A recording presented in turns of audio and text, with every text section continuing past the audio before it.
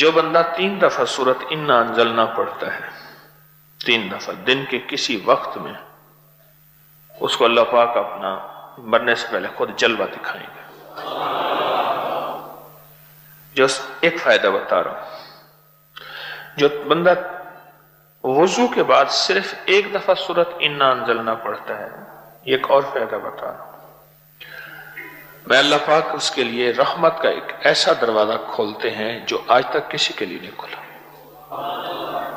اور ایک خود دروازہ اگر رحمت کا کھل گیا تو ساری کام بن گئے، ساری مشکلیں حل ہو گئی، ساری پریشانیاں دور ہو گئی، میری تو نسلیں آباد اور شاد ہوئیں صرف ایک دروازے کی وجہ سے، ایک دروازہ، میری تو نسلیں آباد اور شاد ہوئیں۔ 1 دفعہ سورت انا انزلنا پڑھتا ہے،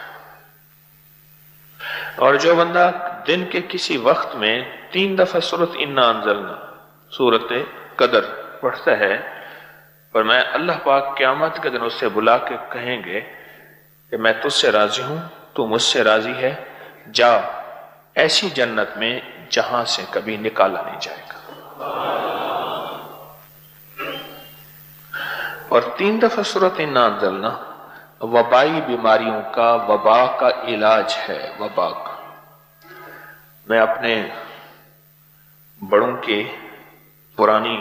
کتابیں بیازیں لکھی ہوئی ہیں، اس میں پڑھ رہا تھا طاعون کی وبا پھیلی، تو میں نے لوگوں کو بتایا، میرے پردادا کے والد لکھ رہے ہیں یہ بات، میں نے لوگوں کو بتایا